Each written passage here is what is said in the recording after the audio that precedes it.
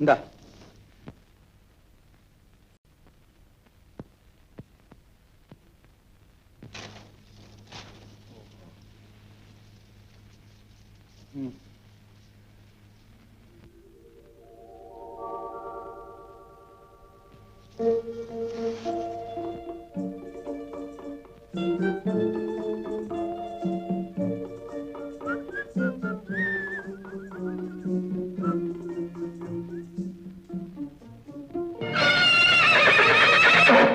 ஏடா கணக்கிற?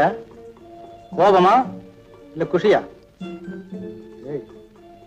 பொண்ணு அழகா இருக்கார்ல. உதவி செய்திருக்கேன் பாரு, நன்றிங்கிற வார்த்தையாவது கிடைக்கும்ல. ரொம்ப நன்றி.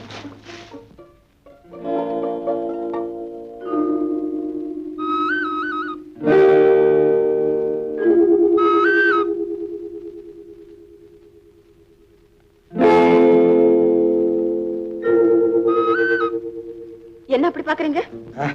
ஒண்ணும் இல்ல, உன் தாவணி என் கையில இருக்கும் போது சர்வசாதாரணமா இருந்தது. இப்போ இவ்வளவு அழகருக்கு எப்படி வந்ததுன்னு யோசிக்கிறேன். என்ன துணிச்சல்? எதுக்கு? இல்ல, முதல்ல ஒரு பொண்ணை சந்திக்கும் போதே இந்தா வா போன்னு மரியாதை இல்லாம பேசுனீங்க. இப்போ என்னடானா நேரடியா வர்ணிக்க ஆரம்பிச்சிட்டீங்களே. இந்த சம்பிரதாயம் எல்லாம் எனக்கு பிடிக்காதாமா. உன் தாவணி வர்ணிச்சது உனக்கு பிடிக்கல, இந்த தொப்பி வர்ணிச்சிட்டு போ. உங்க தோற்றம் முரட்டுத்தனமா இருக்கு, தோரணையும் கடுமையா இருக்கு, ஆனா வார்த்தைகள் மென்மையா இருக்கு.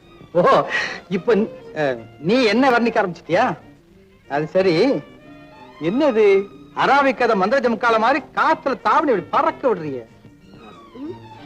காத்து அதிகமா வீசினதுனால என்னோட கட்டுப்பாட்டையும் மீறி பறந்துடுச்சு.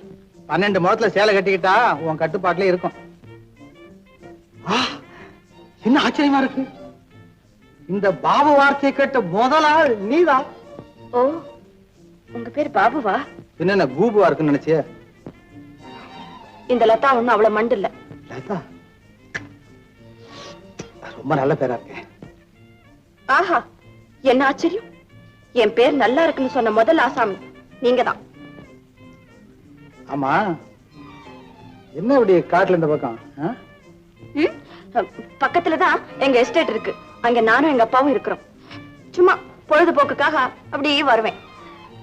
அப்போ நான் வரேன். வாழ்க தாவணி.